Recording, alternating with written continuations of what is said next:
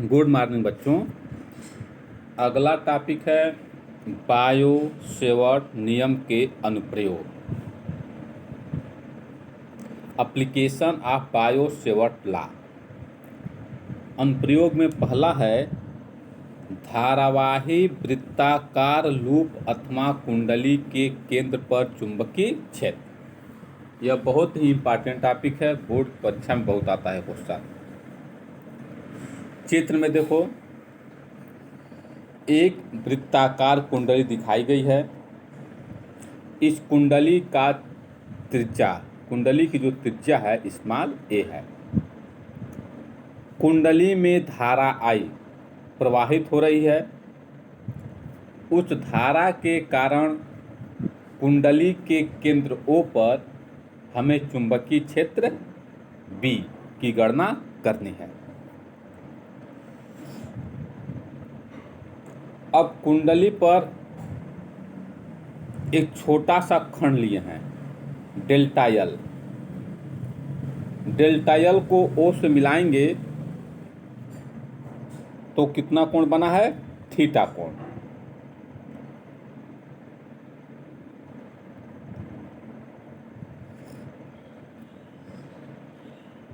माना एक तार स्मॉल a त्रिज्या के वृत्ताकार लूप के रूप में मुड़ा है तथा इसमें I धारा प्रवाहित हो रही है।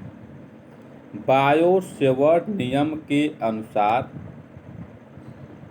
लूप के लघु अवयव डेल्टा L के कारण केंद्र O पर उत्पन्न चुंबकीय क्षेत्र delta B μ0/4 pi I delta L sine थीटा/a²।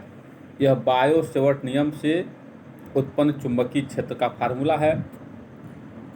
चूंकि परिधि प्रत्येक बिंदु पर त्रिज्या के लंबवत होती है, अर्थात थीटा = 90 डिग्री। इसको जानते होंगे कि वृत्त की परिधि पर बना कोण 90 डिग्री होता है।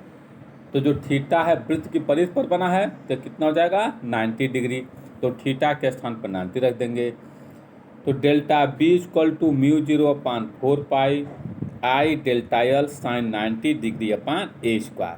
अब साइन 90 डिग्री का मान 1 हो जाएगा, equal to μ0/4 pi I delta L/a²।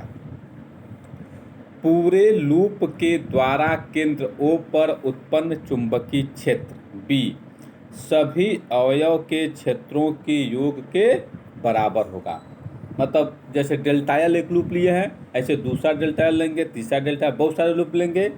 तो जब पूरे कुंडली के कारण ज्ञात करना होगा तो सबको आपस में जोड़ देंगे, और जोड़ का संकेत क्या होता है? सिग्मा।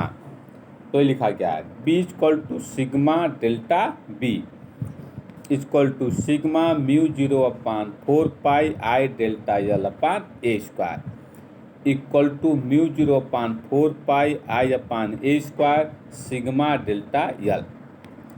परंतु sigma delta L = 2 pi A। 2 pi A क्यों करेंगे?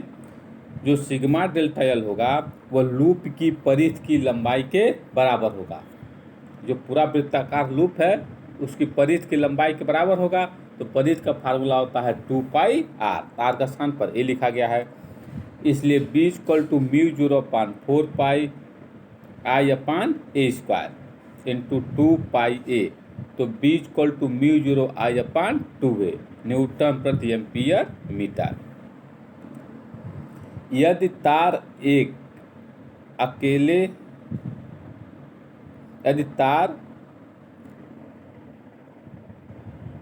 एक अनेक लूप में न होकर यदि तार एक अकेले लूप में न होकर n फेरों की कुंडली के रूप में हो, तब B = μ0NI/2A, उसी में n का गुणा कर देंगे। सेकेंड नंबर, जिसका दूसरा उपयोग क्या है? परिमित लंबाई की ऋजुरेखी धारावाही चालक के कारण चुंबकीय क्षेत्र। चित्र में देखो, CD एक चालक तार है। परिमित लंबाई का, मतलब एक निश्चित लंबाई का तार ले लिए, यह अनंत लंबाई का नहीं है। इस चालक तार में धारा I प्रवाहित कर रहे हैं। इस धारा के कारण बिंदु P पर हमें चुंबकीय क्षेत्र ज्ञात करना है। तो तार से बिंदु P से जो है तार CD पर लंब डाला गया है PQ। क्या डाला गया है? PQ। अब PQ की लंबाई है R। वही चीज लिखा गया है, माना एक ऋजुरेखी चालक CD में धारा I है तथा चालक के समीप बिंदु P पर चुंबकीय क्षेत्र ज्ञात करना है।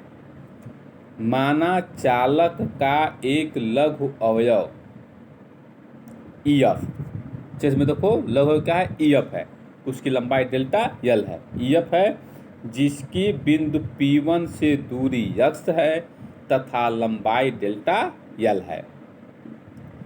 बायो-सेवर्ट नियम के अनुसार अवयव डेल्टा L के कारण बिंदु P पर उत्पन्न चुंबकीय क्षेत्र delta B equal to μ0/4 I delta L sine theta upon x square. यह हो गया समीकरण नंबर 1। त्रिभुज EFG से, चित्र में देखो EFG से साइन थीटा इक्वल टू लंब बट्टे कोण होता है, तो लंब हो जाएगा EG, कोण हो जाएगा EF। तो EG upon EF equal to EG upon EF का मान कितना है? Delta L। इसलिए EG इक्वल टू हो जाएगा डेल्टा L साइन थीटा। त्रिभुज PEG में चित्र में देखो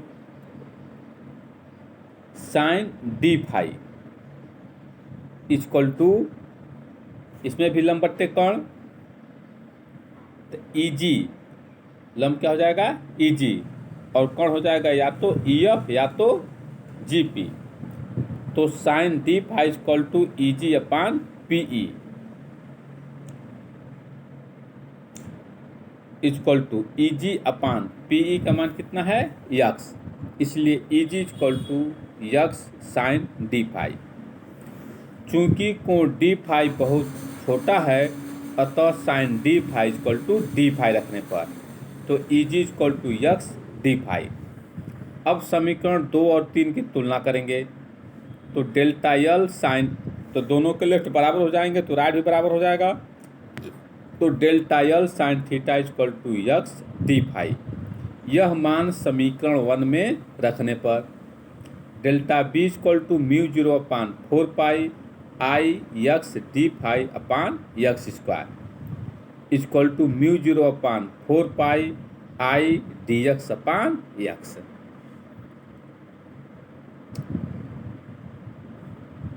त्रिभुज PQE से, चित्र में देखो PEQ से कास फाई इक्वल टू आधार बट्टे कोण। तो आधार क्या हो जाएगा? PQ, कोण क्या हो जाएगा? PE इक्वल टू PQ का मान है स्मॉल r और PE का मान है x। यहाँ से x इक्वल टू हो जाएगा r अपान कास फाई। अब उपरोक्त समीकरण में जहाँ x है वहाँ पर क्या लिख देंगे? r upon cos phi. अतः delta B equal to μ0/4 I cos phi D phi upon r।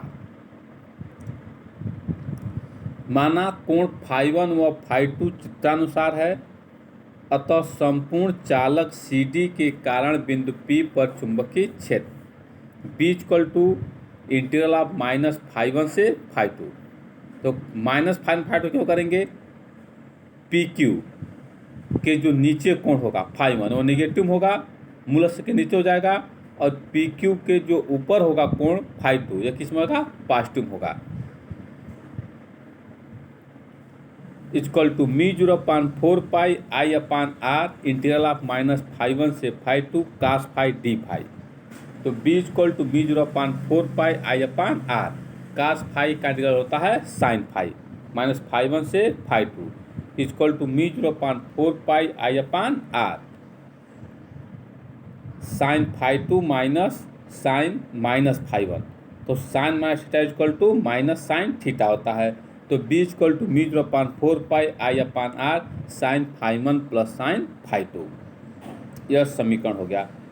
अनंत लंबाई के धारावाही चालक के लिए φ1 equal to φ2 equal to 90 degree, एकदम अनंत लंबाई का हो जाए तब के लिए है। तो b equal to μ0/4 I upon R sine 90 plus sine 90। तो b equal to μ0/4 I upon R 1 plus 1। तो b equal to μ0/2 I upon are.